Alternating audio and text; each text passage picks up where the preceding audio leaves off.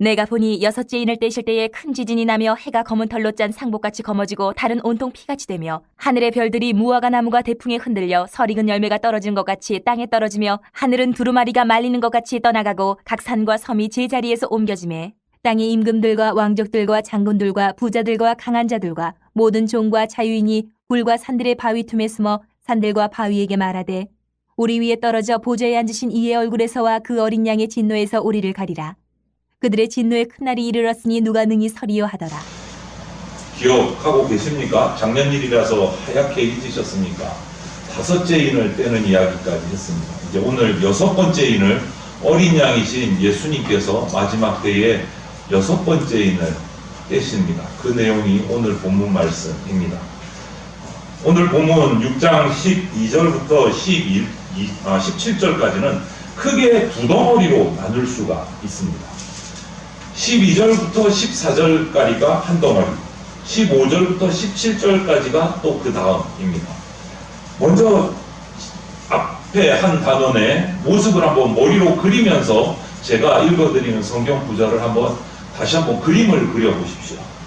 내가 보니 여섯째 인을 떼실 때에 큰 지진이 나며 해가 검은 털로 짠 상복같이 검어지고 달은 온통 피같이 되며 하늘의 별들이 무화과 나무가 대풍에 흔들려 설익은 열매가 떨어지는 것 같이 땅에 떨어지며 하늘은 두루마리가 말리는 것 같이 떠나가고 각 산과 섬이 제자리에서 옮겨지네.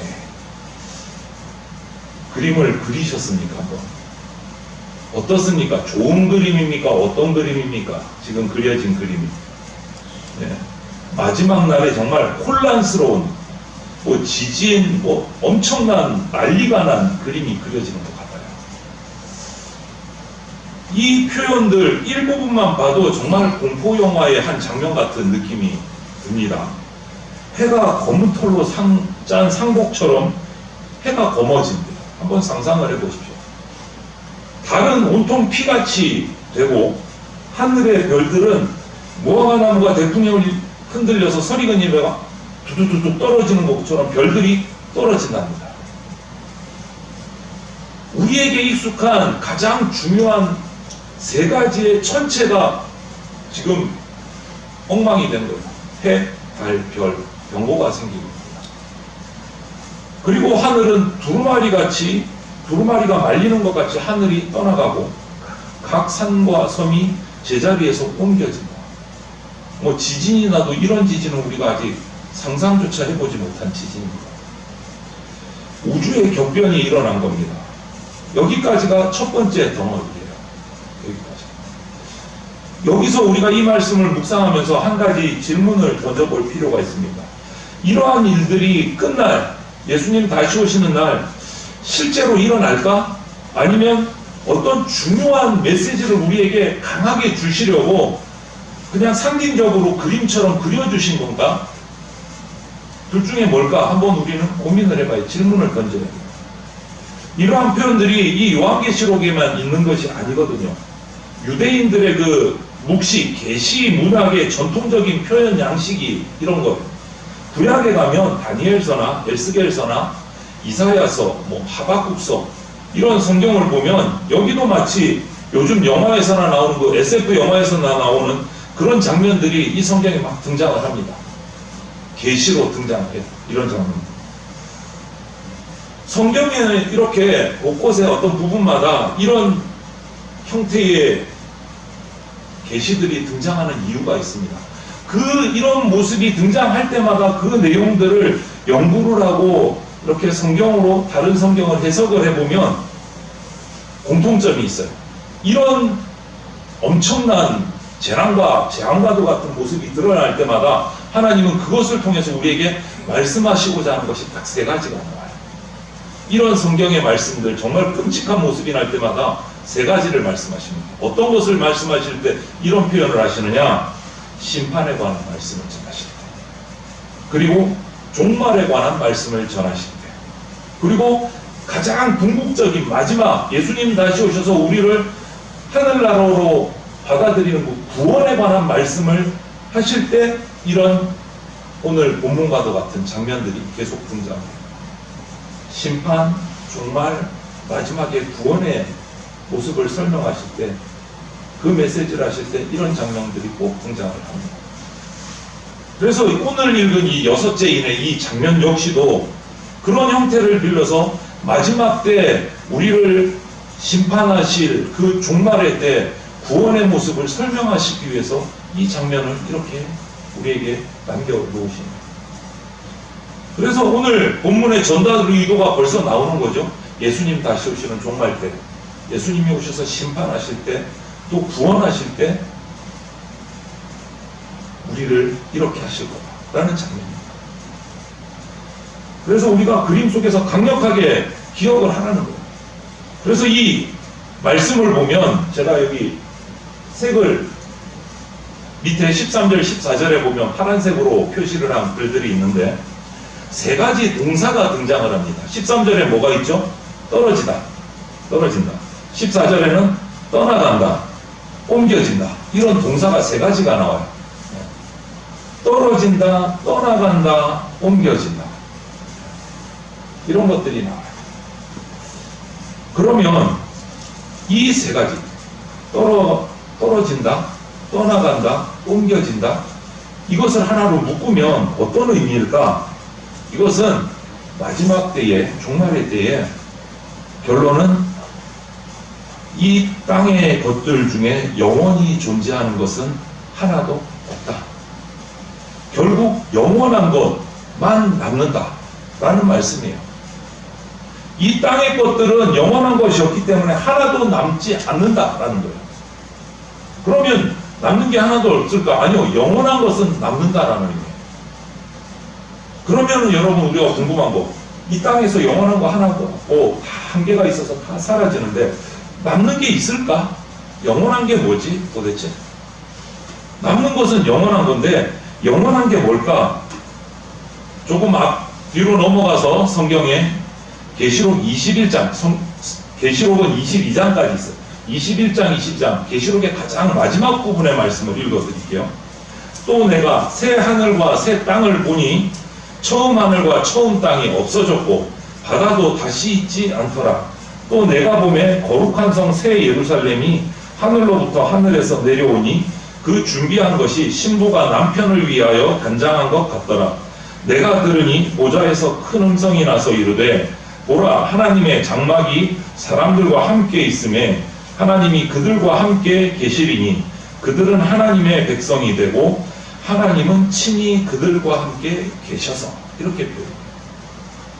요한계시록의 마지막 부분이에요. 처음 것은 다 없어졌어요. 영원히 남는 게 뭐가 있습니까? 하나님의 백성과 하나님의 장막, 곧 새 하늘과 새 땅만 남는다. 그런데 왜 요한계시록 그냥 이렇게 말씀해 주시면 되는데 오늘 6장에서는 이렇게 무시무시한 장면을 우리에게 얘기를 해 주셨을까? 정말 다시 생각하기 싫은 끔찍한 재난과 재앙의 장면을 우리한테 보여주신 목적이 뭘까? 앞서서도 설명을 드렸지만 이런 재난과 끔찍한 재앙은 우리에게 목적이나 계획으로 우리에게 주시는 게 아니에요. 선지자 예레미야는 이런 말씀을 했습니다. 예레미야서 29장에 보면 여호와의 말씀이니라 너희를 향한 나의 생각을 내가 안 하니 평안이요 재앙이 아니니라 너희에게 미래와 희망을 주는 것이니라. 하나님께서 우리 인간들에게 재난과 재앙을 말씀하실 때는 그 재난과 재앙이 끝이 아니고 그것을 통해서, 그것이 목적이 아니고 그것을 통해서 정신 차리고 하나님께 집중하라, 이것이 목적이다. 하나님께 집중하라. 하나님과 독대할 수 있도록, 하나님께로 나올 수 있도록 하는 수단, 방편으로 재난을 주시고 재앙을 주신다. 도구일 뿐이다. 그래서 오늘 등장하는 이 6장의 재난의 모습도, 재앙의 모습도 핵심은 그 재앙이 아니고 뭘까요? 바로 어린 양 대신 예수 그리스도가 그 핵심이에요. 예수 그리스도가. 한번 보십시오. 왜 예수 그리스도가 핵심인지. 오늘 이 6째 인의 그 엄청난 재앙이 핵심은 예수 그리스도라는 거예요. 그럼 한번 볼게요. 그 다음 15절부터 17절, 오늘 본문의 두 번째 덩어리는 이렇습니다. 땅의 임금들과 왕족들과 장군들과 부자들과 강한 자들과 모든 종과 자유인이 굴과 산들의 바위 틈에 숨어 산들과 바위에게 말하되 우리 위에 떨어져 보좌에 앉으신 이의 얼굴에서와 그 어린 양의 진노에서 우리를 가리라. 그 다음이 중요합니다. 같이 한번 읽어볼까요? 그들의 진노의 큰 날이 이르렀으니 누가 능히 서리요 하더라. 이게 무슨 말이냐면 여섯째인의 이 마지막 장면이 이 17절인데 절규로 끝나요. 무슨 절규입니까? 이 진노의 날에 누가 나를 가려주겠느냐? 누가 그 앞에 어린 양 앞에 누가 감히 설 수 있겠느냐? 우리는 그러지 못해. 이제 우리는 다 끝장이야. 이 말이고요. 절규의 표현, 절규의 표현. 그런데 우리가 여기서 생각해 볼 것 첫 번째, 이렇게 절규하는 사람들, 이 존재들의 정체가 도대체 뭐지? 한번 살펴봐야 돼요. 앞부분을 보면 땅의 임금들, 왕족이죠. 장군, 부자, 강한 자, 모든 종, 자유인 등등 여러 부류의 사람들이 쫙 나열이 되어 있어요. 그런데 이들이 어떤 사람이냐? 땅의 사람들이야. 땅의 사람들. 땅의 사람들은 예수 그리스도 밖에 있는 사람들. 믿을 기회가 살아있는 동안 얼마든지 있었지만 믿기를 거부한 사람들을 표현한 거예요. 예수님을 거부한 사람들. 그 사람들이 지금 절규하고 있는 거예요. 마지막 심판 때 이 재난이 일어나니까 나는 이제 더 이상 설 수가 없다. 우리가 못 서면 누가 서겠느냐. 이제 다 망했다. 이 말하고. 누가 능히 하나님 보좌와 어린 양의 진노 앞에서 감히 서 있겠느냐. 이 말인데 여러분 어떠세요? 정말 없을까요? 아무도 못 쓸까요? 설 사람이 아무도 없을까요? 이 사람들, 땅의 사람들의 절규처럼 아무도 어린 양 예수 그리스도의 심판대 앞에 당당하게 설 수 있는 사람이 없을까요? 어떠세요? 여러분들은 못 서시겠습니까? 못 설 것 같습니다. 이 6장이 17절로 딱 끝나고 7장으로 넘어가는데 7장 처음이 이렇게 시작이 돼요. 이 일 후에, 이 6장의 6번째 인을 떼는 이 엄청난 재앙의 사건 이후에 어떤 일이 일어나는지를 설명해요. 이 일 후에 내가 내 천사가 땅 네 모퉁이에 선 것을 보니 땅의 사방의 바람을 붙잡아 바람으로 하여금 땅에나 바다에나 각종 나무에 붙지 못하게 하더라. 또 봄에 다른 천사가 살아계신 하나님의 인을 가지고 해 돋는 데로부터 올라와서 땅과 바다를 해롭게 할 권세를 받은 네 천사를 향하여 큰 소리로 외쳐 이르되 우리가 우리 하나님의 종들의 이마에 인치기까지, 이게 중요해요. 하나님의 종들의 이마에 인치기까지 땅이나 바다나 나무들을 해하지 말라 하더라.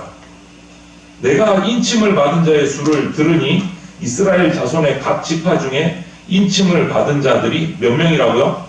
14만 4천이니. 재앙을 내리려고 하는데 다른 천사들이 나타나서 잠시 스톱.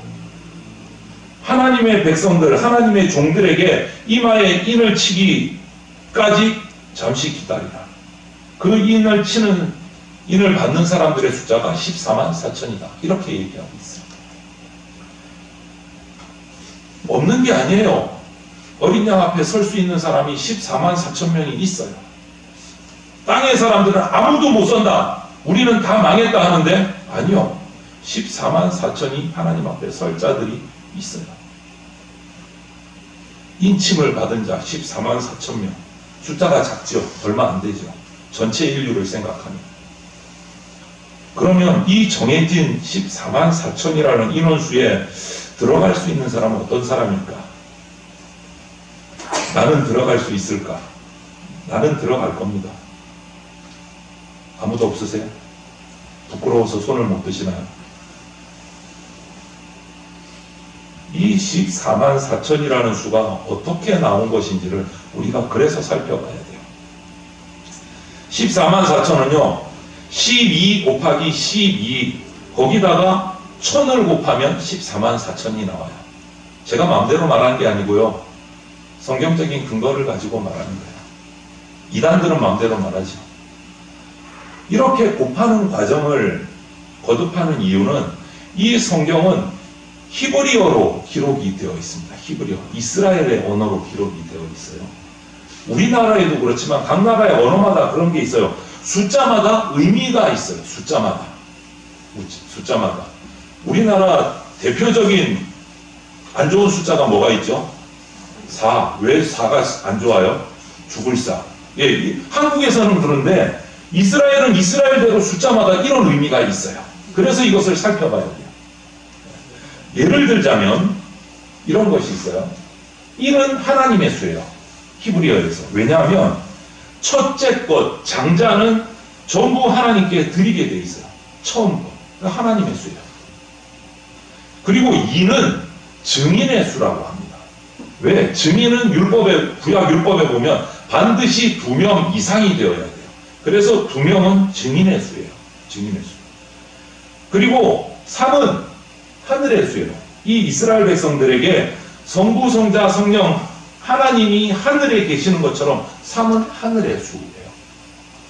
그리고 4가 있는데 4는 우리처럼 뭐 죽을 사가 아니고 히브리 사람들에게는 땅의 수입니다.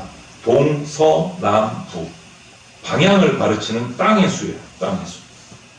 그래서 하늘의 수와 땅의 수 3과 4를 곱하면 뭐가 나옵니까? 12가 나와요. 12가 나와요. 그래서 유대인들이 생각하는 이런 숫자에 관한 학문들, 그들의 그 전통에 관해서 우리가 알아야 됩니다. 그래서 하늘의 수와 땅의 수를 곱하면 12가 나와요. 그리고 이 12라는 수는 그래서 어떤 의미를 갖고 있느냐? 하늘과 땅을 다 합한 거다. 완전하고 충만한 수다. 그래서 12를 히브리 사람들은 완전수다 라고 우리가 그 12에 구약에서는 뭐죠? 12지파가 있죠. 신약에서는 12사도가 나와요. 이들을 합하면 12 곱하기 12 하면 144가 나와요. 144. 12를 완전수로 봤기 때문에 지파도 12지파예요. 그리고 신약 성경에는 12사도가 나와요. 완전수, 완벽한 숫자 12. 그래서 구약의 12지파, 신약의 12사도를 상징하는 12와 12를 곱하면 144라는 숫자. 그런데 14만 4천이 되려면 144에다가 1000을 곱해야 되는데, 아니 만도 아니고 10만도 아니고 왜 하필이면 1000을 곱했을까? 큰 숫자들 많은데 10만을 곱하면 더 많은 사람이 인침을 받는데, 이건 역시도 마찬가지예요. 유대인들의 사회를 전통을 살펴보면 돼요. 유대인들에게 이 1000이라는 숫자가 어떤 의미인지. 예를 들면 우리나라로 와서 생각하는 게 더 쉽겠죠. 60년대 70년대 아주 큰 숫자 그러면 100만 이랬어요. 100만. 그래서 뭐 간첩을 잡으면 포상금도 그 당시에는 100만 원이었더라고요. 엄청 큰 돈을 준다라는 거예요. 100만, 큰 숫자, 100만. 그리고 집 한 채를 사는 금액도 그때 보면 끊어지는 게 100만 단위로 끊어져. 100만 단위. 크다라는 거예요. 크다. 그리고 요즘에는 어떻게 됩니까? 이제 어느 순간 억 단위로, 억만 단위로 올라갔어요. 그래서, 근데 사실 억이 아니죠. 조 단위의 부를 가진 어마어마한 재벌들도 있습니다. 그런데 그들을 부를 때 우리는 어떻게 부릅니까? 억만장자라고 부르죠. 조만장자라고 부르는 거 들어보신 적 있어요? 조 단위의 재물을 가져도 그 사람들에게 조만장자 안 부릅니다. 억만장자라고. 왜 그래요? 우리나라에는 이 억만이라는 것이 가장 큰 수에 대한 어떤 상징적인 의미예요. 상징적인. 히브리어도 똑같은 거예요. 그 당시에 히브리 사람들, 이스라엘 백성들에게는 가장 큰 숫자가 1000이었어요. 그래서 144에 가장 큰 의미를 가지고, 큰 숫자의 의미를 가진 1000을 곱한 거예요. 그래서 1000을 곱하면 어떻게 됩니까? 14만 4천. 가장 큰 숫자가 나와요. 14만. 그런데 이 14만 4천이 진짜 고지고대로 그 숫자일까? 7장으로 들어갔잖아요. 7장 9절에 보면 이 14만 4천의 의미를 설명하고 있어요. 7장 9절에 보면 이 일 후에 내가 보니 각 나라와 족속과 백성과 방언에서 아무도 능히 셀 수 없는 큰 무리가 나와 흰 옷을 입고 손에 종려가지를 들고 보좌 앞과 어린 양 앞에 서서 이렇게 얘기를 하고 있어요. 여섯째 인과 관련해서 6장 17절에 누가 서리오 절구가 있었는데 7장 9절에서는 이제 14만 4천을 뛰어넘어서 7장 9절에서는 셀 수 없는 큰 무리가 서 있는 게 보여요. 누가 서리오 했는데 14만 4천 얘기인데 뒤에 결과는 뭐예요? 셀 수 없는 큰 무리가 그 앞에 서 있어요. 이 말은 14만 4천은 실제 수가 아니고 상징적인 수다라는 것을 우리가 알 수 있어요. 많은 사람들을 표현하는 이스라엘 백성들이 표현할 수 있는 완벽하고 가장 큰 숫자 14만 4천. 그런데 일부 이단들은 이 상징적인 숫자를 실제 숫자처럼 해석을 해가지고 자신들이 성경을 진짜 있는 그대로 믿는다고 엉뚱한 광고를 하면서 14만 4천 명만이 천국에 들어갈 수 있다. 선을 쫙 꺼요. 그런데 그 이단 벌써 믿는 자가 14만 4천을 이미 옛날에 뛰어넘었습니다. 그럼 나머지 사람들은 어떻게 해요? 열심히 믿어도 구원 받는다 못 받는다? 이 사람들의 교리되면 교리대로 하면 못 받는다. 그래서 뭐라고 합니까? 구원 받으려면 헌금 많이 해라. 14만 4천 등에 들 수 있다. 기도 많이 해라. 이러고 앉아있어요. 여러분, 요한계시록 전체가 강조하는 하나님의 은혜, 하나님의 은혜의 그 우리가 대가를 지불할 수 없는 무한한 은혜, 이것을 돈으로 살고 팔 수 없는 이 은혜를 이 이단들은 돈 가지고 사고 팔고 하고 있는 거예요. 심각한 거예요. 여러분, 그래서 이단이에요. 이들에게 우리가 미혹되면 안 돼요. 정확하게 말씀을 하나요. 다시 말하지만 14만 4천은 상징적인 수요. 어떤 수요? 셀 수 없는 큰 무리. 히브리인들이 자신들의 그 수적인 그 문화적인 사회적인 그것으로 반영할 수 있는 가장 큰 수, 가장 완전한 수 14만 4천. 그걸로 셀 수 없는 큰 무리를 표현한 거예요. 우리가 조의 돈을 가진 재벌들을 억만장자라고 부르는 것처럼 조만장자라고 안 부르고. 여러분, 이 셀 수 없는 큰 무리가 지금 어린 양 보좌 앞에 서 있습니다. 특징적인 것을 장로님들이 물어요. 거기에 보니까 전부 무엇을 하고 있다고요? 흰 옷을 입고 있어요. 흰 옷을. 그 셀 수 없는 큰 무리가 어린 양 앞에 선 그 사람들이 흰 옷을 입고 있어요. 그래서 이게 뭐지? 하고 묻습니다. 답이 이래요. 장로 중 하나가 응답하여 나에게 이르되 이 흰옷 입은 자들이 누구며 또 어디서 왔느냐? 내가 말하기를 내 주여 당신이 아시나이다 하니 그가 나에게 이르되 이는 큰 환란에서 나오는 자들인데 어린 양의 피에 그 옷을 씻어 희게 하였느니라. 이렇게 말이죠. 세례요한이 환상을 보고 궁금해서 물은 거예요. 이 셀 수 없는 큰 무리가 흰 옷을 입었는데 이거 도대체 뭡니까? 모르니까 큰 환란에서 나온 사람들인데 어린 양의 피로 씻어서 희게 받은 사람들이다 라고 설명을 해요. 어린 양의 보좌 앞에 흰 옷을 입고 서 있는 이 셀 수 없는 큰 무리가 있습니다. 이 사람들은 예수 그리스도의 보혈로 깨끗이 씻음받은 흰 옷을 입고 있는 사람들입니다. 여러분, 이들처럼 하나님을 나의 목자로 어린 양을 내 구주로 고백하는 사람들 누굽니까? 성도 그리스도. 이들이 영원히 마르지 않는 시냇가로 인도함을 받는 사람들이고 셀 수 없는 큰 무리 가운데 어린 양 보좌 앞에 서는 사람들이에요. 구원받을 사람들이에요. 구원받을 사람.